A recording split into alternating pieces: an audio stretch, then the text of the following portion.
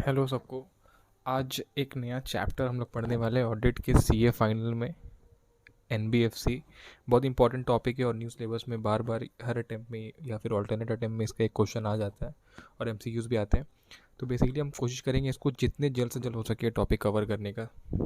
तो एनबीएफसी का मतलब क्या होता है? एनबीएफसी या तो एक फाइनेंशियल इंस्टीट्यूशन हो सकती है या फिर नॉन बैंकिंग फाइनेंशियल इंस्टीट्यूशन भी हो सकती है। अगर नॉन बैंकिंग इंस्टीट्यूशन का प्रिंसिपल बिजनेस है receiving deposits and lending loans, अगर एक तो फाइनेंशियल इंस्टीट्यूशन है जो एनबीएफसी हो सकती है, अगर नॉन बैंकिंग इंस्टीट्यूशन है वो भी एनबीएफसी हो सकता है अगर उसका प्रिंसिपल बिजनेस होगा receiving deposits and lending loans. और दूसरा क्या हो सकता है कि अगर RBI with the approval of central government, अगर कोई एनबीएफसी या कोई कंपनीज को अगर वो नोटिफाई करता है एनओजी में, नोटिफिकेशन इन ऑफिशियल गैजेट में, वो नोटिफाई करता है कि वो एनबीएफसी कहलाएंगे, तो वो कंपनी को भी हम लोग एनबीएफसी बोलेंगे। और दूसरा चीज़ क्या होता है कि अगर कोई कंपनी है, अगर कोई कंपनी है वो अगर दो कंडीशन फुलफिल करता है तो वो कंपनी को हम लोग एनबीएफसी मानेंगे। कौन सी कंपनी को सर? वो कंपनी अगर उसका प्रिंसिपल बिजनेस फिनेंशियल एक्टिविटी है, अगर उस कंपनी का प्रिंसिपल बिजनेस जो है फिनेंशियल एक्टिविटी है, तो उस कंपनी को हम लोग बोलेंगे एनबीएफसी। तो फिनेंशियल एक्टिविटी कब माना जाएगा सर? तो फिनेंशियल एक्टिविटी जो होती है, अगर उस कंपनी का जो टोटल एसेट्स है, अगर उसका टोटल एसेट का more than 50% of total asset अगर वो फिनेंशियल एसेट है और उस फिनेंशियल एसेट से जो इनकम जनरेट हो रही है वो more than 50% of total income है, तो उस कंपनी को बोला जाएगा कि वो फिनेंशियल एक्टिविटी कर रही है और उस कंपनी को एनबीएफसी बोलेंगे। अगर कंपनी फाइनेंशियल एक्टिविटी वाला टेस्ट, इसको बोलते हैं 50-50 टेस्ट, फुलफिल करती है तो वो कंपनी को एनबीएफसी में रजिस्ट्रेशन लेना पड़ेगा। और कुछ कुछ लिमिटेशंस भी है एनबीएफसी लेने का। जैसे एनबीएफसी का कुछ कुछ लिमिटेशन ये है कि वो डिमांड डिपॉजिट एक्सेप्ट नहीं कर सकता, अपने नाम पे चेक इशू नहीं कर सकता, फिर डीआईजीसी से इंश्योरेंस फैसिलिटी नहीं दे सकता। जैसे अब बैंक लोग को कुछ प्रायोरिटी सेक्टर्स में लैंडिंग करना पड़ता है तो वो फैसिलिटी यहाँ पे नहीं मिलेगा, एक लिमिटेशन है उसको। उसके बाद रजिस्ट्रेशन वाला पॉइंट ये है कि एनबीएफसी को सबसे पहले सर्टिफिकेट ऑफ रजिस्ट्रेशन लेना पड़ता है आरबीआई से, पहला। और दूसरा चीज़ है कि हर एनबीएफसी का मिनिमम नेट ओन फंड कम से कम 2 करोड़ का होना चाहिए और मैक्सिमम 100 करोड़ हो सकता है। तो सबसे पहले सर्टिफिकेट ऑफ रजिस्ट्रेशन लेना पड़ेगा, आरबीआई से लेना पड़ेगा, पहला मैंडेटरी चीज़ है। अगर एनबीएफसी अपना बिजनेस शुरू करना चाहता है तो उसको रजिस्ट्रेशन लेना पड़ेगा और उसका नेट ओन फंड कम से कम 2 करोड़ से लेकर के मैक्सिमम 1 करोड़ तक हो सकता है। और अगर कोई कंपनी जिसका फिनेंशियल एक्टिविटी है प्रिंसिपल बिजनेस, तो उसको भी रजिस्ट्रेशन लेना पड़ेगा। और एक और सवाल आता है कि बहुत सारी कंपनीज जो होती है ना वो ऑलरेडी कहीं पे, जैसे insurance regulatory development authority of India हो गया या सेबी हो गया, या फिर बहुत सारा ऐसे रेगुलेटरी अथॉरिटी है जहाँ पे ऑलरेडी रजिस्ट्रेशन ले चुकी है, तो उस कंपनी को आरबीआई में सर्टिफिकेट ऑफ रजिस्ट्रेशन लेने का दरकार नहीं, मतलब आरबीआई से रजिस्ट्रेशन, एनबीएफसी का रजिस्ट्रेशन लेने का ज़रूरत नहीं है। बेसिकली डुअल रजिस्ट्रेशन को मना कर रहे हैं यहाँ पे। जैसे कुछ कुछ कंपनी अगर सेबी में ऑलरेडी रजिस्टर्ड हो चुकी है, कुछ कुछ कंपनी, या फिर वो आईआरडीएआई में रजिस्ट्रेशन हो चुका है, या फिर अदर रेगुलेटरी अथॉरिटी में अगर वो कंपनी का ऑलरेडी रजिस्ट्रेशन है, तो उस कंपनी को एनबीएफसी में वापस से आरबीआई से रजिस्ट्रेशन लेने की ज़रूरत नहीं है। जैसे उसका कुछ एग्जाम्पल है यहाँ पे, ये देखो कुछ एग्जाम्पल है। हाउसिंग फाइनेंस हो गया, मर्चेंट बैंकिंग, स्टॉक एक्सचेंज, निधि कंपनीज, इंश्योरेंस कंपनीज, बहुत सारे एग्जाम्पल है। और 12 नंबर में लिखा है कि कोर इन्वेस्टमेंट कंपनी, अगर कोर इन्वेस्टमेंट कंपनी का एसेट 100 करोड़ तक है तो उसको रजिस्ट्रेशन लेने की कोई ज़रूरत नहीं है, एमसीक्यूज में आ सकते हैं ये सब।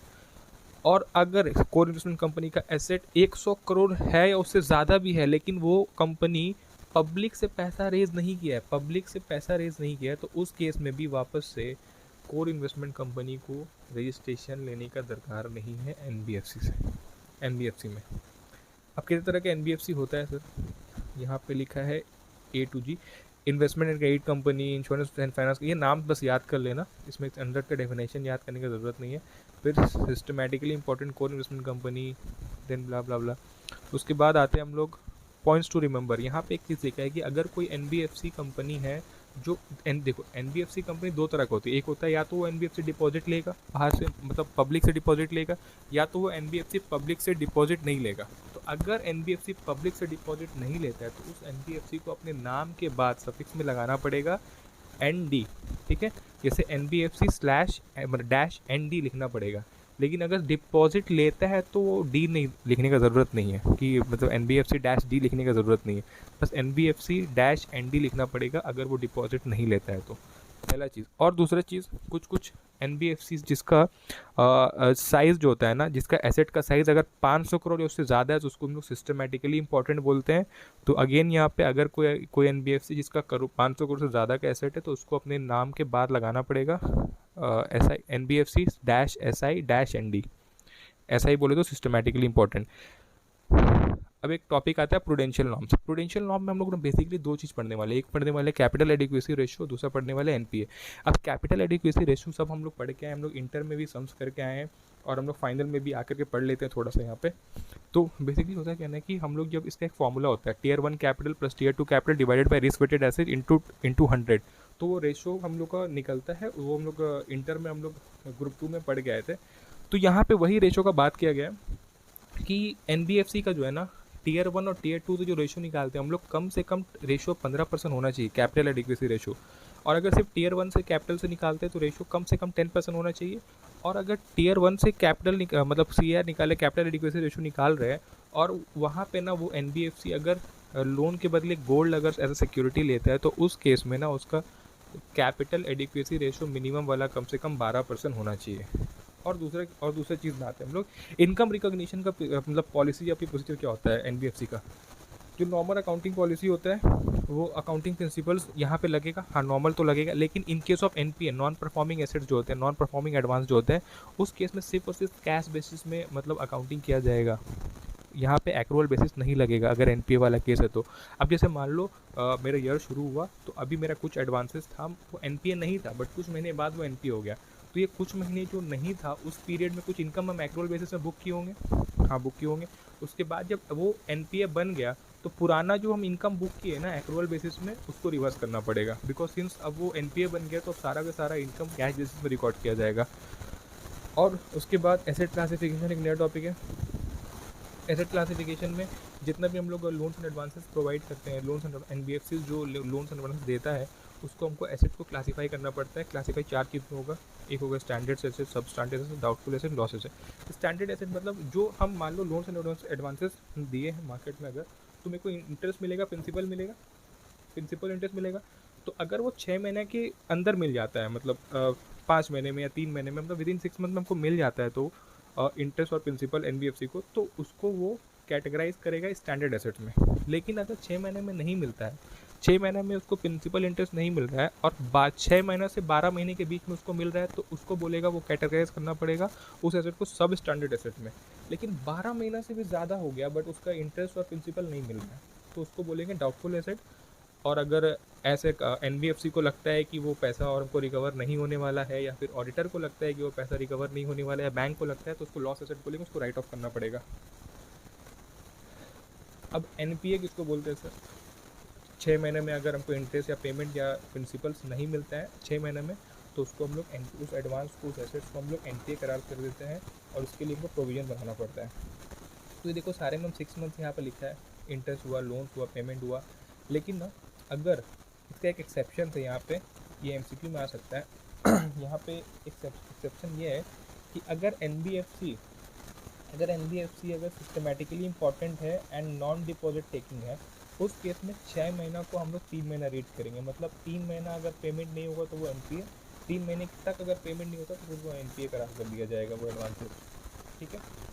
अब प्रोविज़न बनाना पड़ता है, हाँ प्रोविज़न बनाना पड़ेगा, अगर एनपीए हो तो ज़रूर प्रोविज़न बनाना पड़ेगा। लेकिन यहाँ पे बोला गया स्टैंडर्ड एसेट है, मतलब जिसका प्रिंसिपल और इंटरेस्ट का पेमेंट नॉर्मली टाइमली, मतलब टाइम में पेमेंट हो जाता है, फिर भी उसका प्रोविज़न बनाना है। हाँ प्रोविज़न तो बनाना है, लेकिन सिर्फ और सिर्फ डिस्क्लोजर पर्पज़ के लिए, इसको डिडक्ट नहीं करना है हमको प्रोविज़न को एडवांस है, सिर्फ एज कंटीजेंट प्रोविज़न बनेगा ये।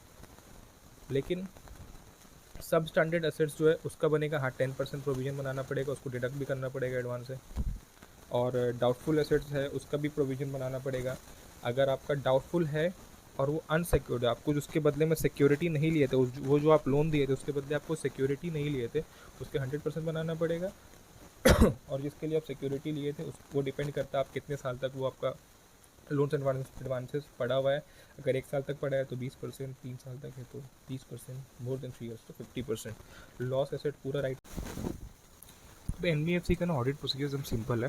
सबसे पहले एसरटेन करेंगे पड़ेगा बिजनेस का क्या, एनबीएफसी का बिजनेस क्या है। उसके लिए मेमोरेंडम, आर्टिकल्स, पॉलिसी, मिनट्स पढ़ लेंगे, काम हो जाएगा। उसके बाद हमको ये ना इवैल्यूएशन करना पड़ेगा इंटरनल कंट्रोल का। इंटरनल कंट्रोल का इवैल्यूएशन करने का देखना पड़ेगा ऑडिटर को क्या वो इंटरनल कंट्रोल एडिक्वेट है, अप्रोप्रिएट इंटरनल कंट्रोल है। फिर देखना पड़ेगा कि क्या सिस्टम रिकवरी का सिस्टम क्या है, सिस्टम ऑफ रिकवरी क्या है, या फिर सिस्टम क्या है लोन्स एंड एडवांसेस देने का, वो रिव्यू करेगा। जैसे मान लो अगर मेरा सिस्टम सही नहीं है रिकवरी का, तो हो सकता है मेरा एनपीए बढ़ जाए, तो ये बहुत सेंसिटिव जगह है, इसको अच्छे से करना पड़ेगा। फिर ऑडिटर चेक करेगा कि एनबीएफसी आरबीआई से रजिस्ट्रेशन लिया है, तो सर्टिफिकेट रजिस्ट्रेशन चेक करेगा। और यहाँ पे है ना एनबीएफसी दो तरह का होता है, डिपॉजिट टेकिंग होता है, नॉन डिपॉजिट टेकिंग। अगर डिपॉजिट टेकिंग एनबीएफसी है ना, तो उसको क्रेडिट रेटिंग से ग्रेडिंग मिलता है।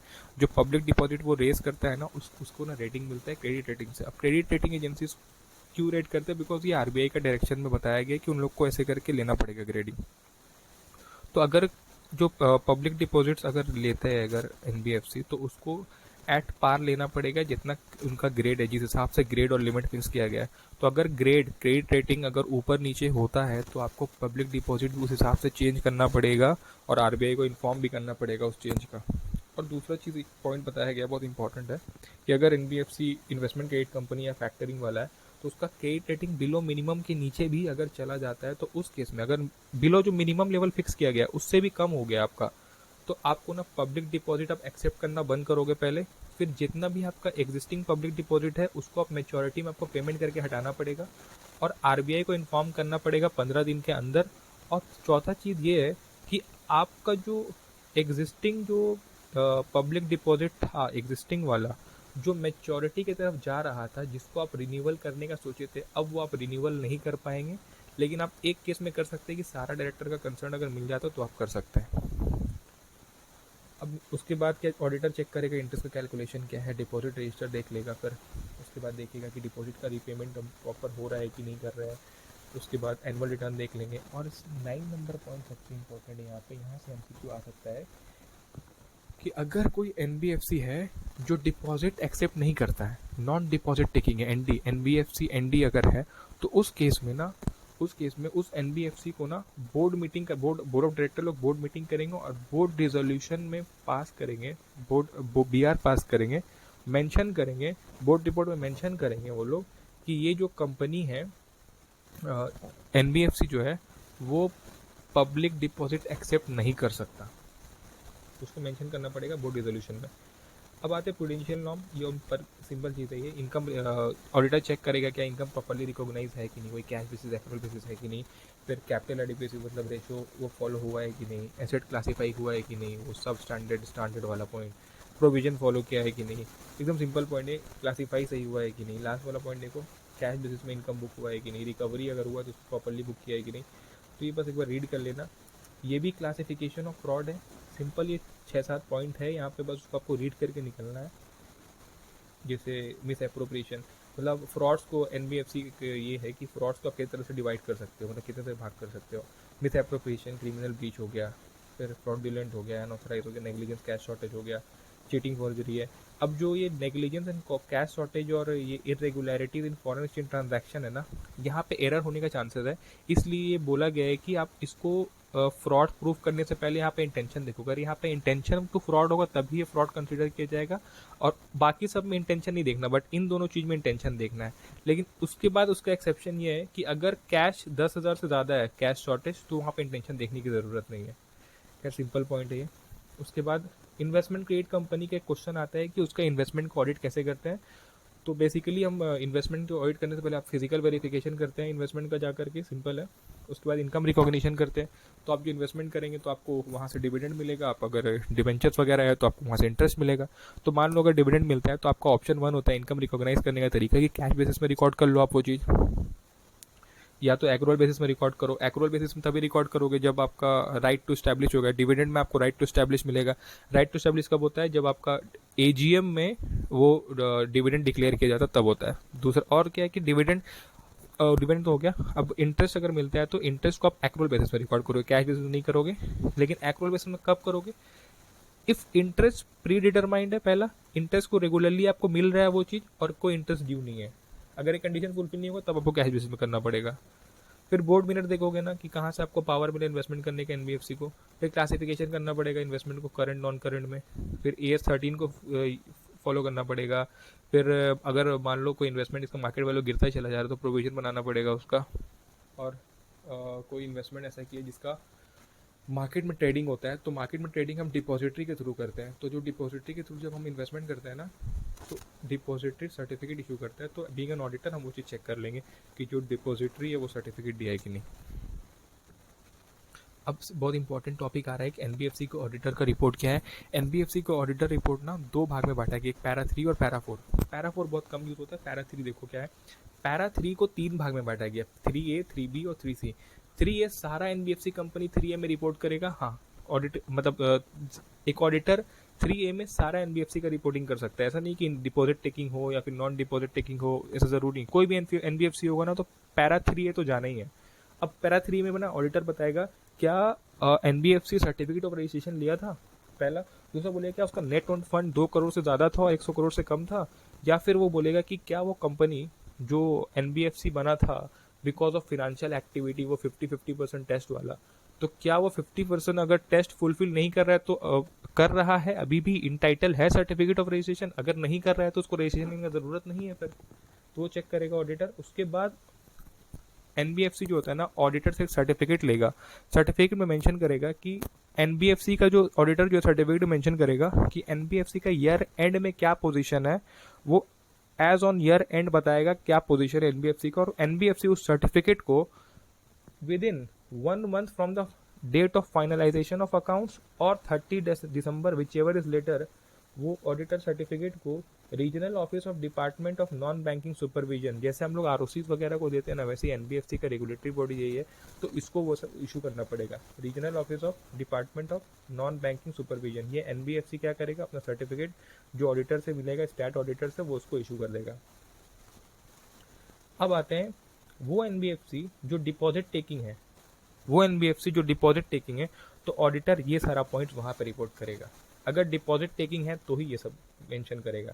सबसे पहला चीज़ वो ऑडिटर बोलेगा क्या जो पब्लिक डिपॉजिट लिया वो उसके लिमिट में था कि नहीं, क्रेडिट रेटिंग से ग्रेड मिला है कि नहीं, जो डिपॉजिट लिया उसका पेमेंट हुआ है कि नहीं, रेगुलरली इंटरेस्ट वगैरह पेमेंट किया है कि नहीं, कैपिटल एडिक्वेसी रेशियो का कैलकुलेशन देखेगा वो, कोई वैल्यू मतलब डायरेक्शन कोई वैल्यूएशन तो नहीं हुआ है, कोई डिफॉल्ट तो नहीं हुआ है, प्रूडेंशियल नॉर्म्स को फॉलो किया कि नहीं। वैसे सब सिंपल पॉइंट आप लोग रीड कर लेना, 4-5 पॉइंट। और ये जो पॉइंट है, अगर एनबीएफसी है जो नॉट डिपॉजिट टेकिंग है, एनडी वाला नॉन डिपॉजिट टेकिंग, उस केस में ये पॉइंट जाएगा। हमेशा याद रखना, नॉन डिपॉजिट टेकिंग है तो क्रेडिट रेटिंग वाला पॉइंट देना ही नहीं है, ग्रेडिंग वाला पॉइंट देना ही नहीं है। यहाँ पहला ही पॉइंट आएगा कि क्या कंपनी, सिंस ये company NBFC non deposit taking है, तो सबसे पहले ऑडिटर इंश्योर करेगा कहीं ये डिपॉजिट तो नहीं लिया। चलो नहीं लिया भैया, ठीक है। उसके बाद देखना है कि क्या उसका board of director board resolution pass किया था ना कि डिपॉजिट हम लोग एक्सेप्ट नहीं किए, चलो ये भी ठीक है। उसके बाद देखेंगे क्या सारा प्रूडेंशियल नॉर्म्स, एसेट क्लासिफिकेशन वगैरह फॉलो हुआ है, प्रोविजन सही से बना है, क्या एसेट क्लासीफाई हुआ, एनपीए का प्रोविजन सही से किया गया, हाँ ठीक है। चलो फिर उसके बाद एक लास्ट टॉपिक है जो सबसे इम्पॉर्टेंट टॉपिक है, एक्सेप्शनल रिपोर्टिंग। मोस्ट इम्पॉर्टेंट अभी क्वेश्चन बन रहा है एक्सेप्शनल रिपोर्टिंग का, यही है पैरा 4, ठीक है। एक्सेप्शनल रिपोर्टिंग में हम लोग पढ़ेंगे हम लोग कि अभी जो हम लोग पैरा 3A 3B ये पैरा 5 है वैसे भाई दबे, ठीक है। पैरा 3A 3B और 3C पे पढ़े तो ऑडिटर को अगर इन तीनों पैरा में अगर उसको कुछ क्वालिफाइड ओपिनियन देना है, कुछ ऑडिटर को ऐसा लगता है कि ये एनबीएफसी वो चीज़ का फॉलो नहीं किया, जैसे कि एनबीएफसी का प्रोविजन चैप्टर का प्रोविजन फॉलो नहीं किया, या फिर एनबीएफसी का कुछ डायरेक्शन फॉलो नहीं किया आरबीआई का, तो अगर ऐसा लगता है ऑडिटर को कुछ डायरेक्शन का फॉलो नहीं हुआ है, then and then only auditor exceptional report देगा, वरना एक्सेप्शनल रिपोर्ट देने का ज़रूरत नहीं है। किसको देना पड़ेगा एक्सेप्शनल रिपोर्ट, ऑडिटर क्या करेगा, जो अभी नाम पढ़ के आए थे हम लोग, regional office of department of non banking supervision को देगा। कौन देगा, ऑडिटर देगा। क्या बताएगा, सिर्फ और सिर्फ बताएगा कि एनबीएफसी ने क्या क्या कॉन्ट्रावेंशन किया है, बस, और कुछ नहीं बताएगा। क्या कंप्लायंस किया है ये नहीं बताएगा, तारीफ नहीं करना, यहाँ सिर्फ बुराई बताना।